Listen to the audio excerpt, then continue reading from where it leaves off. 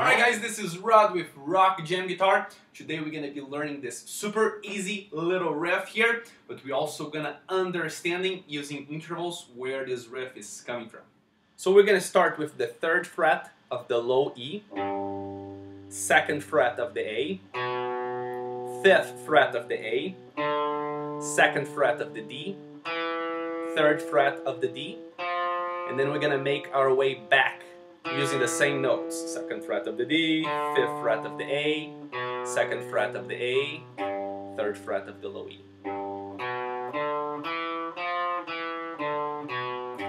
And we're gonna call this the G pattern for now. Later on we're gonna explain why.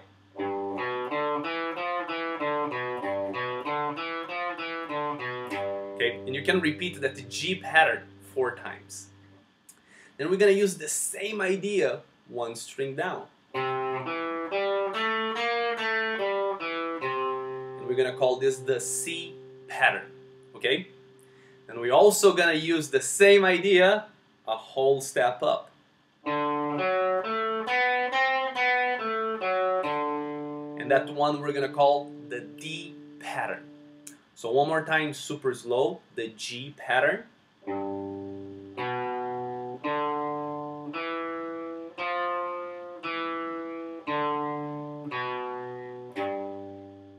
The C pattern.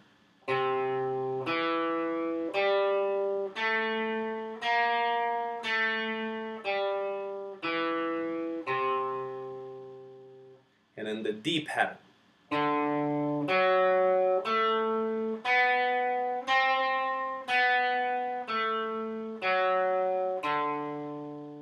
Now when you're playing this, try to do the G pattern 4 times.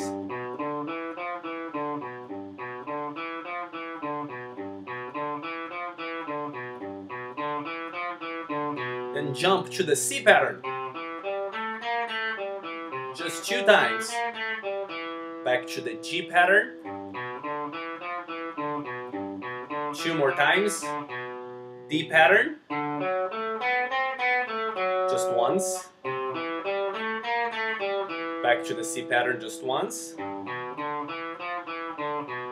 And then back to the G pattern just once. So 4, 2, 2, 1, 1, and 1.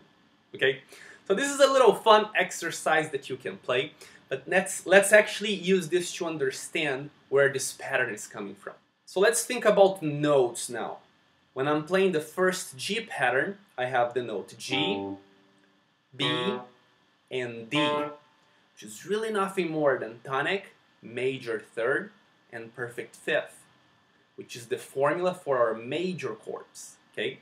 So when I'm playing a G major chord, okay, I'm actually playing a G, a B, and a D. G, B, D. Another G. Another D. Another G.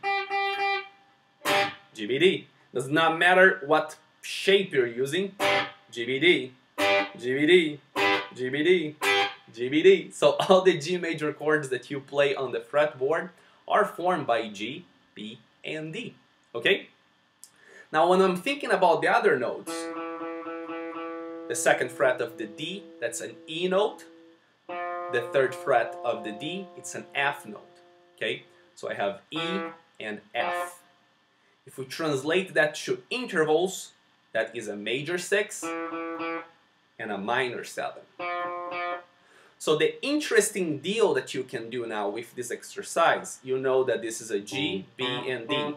Nothing more than a G major chord. But then we add the major 6 and the minor 7, E and F, to make this sound a little bit more interesting.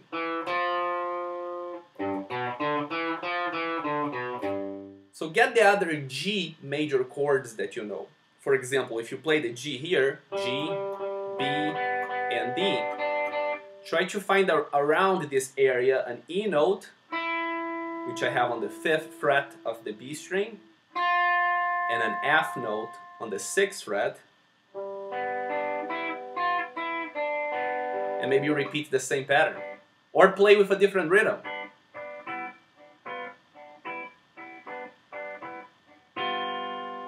Okay? Or let's say that you are used to play the G power chord here. Maybe now incorporate the E on the 7th fret of the A string and the F on the 8th fret.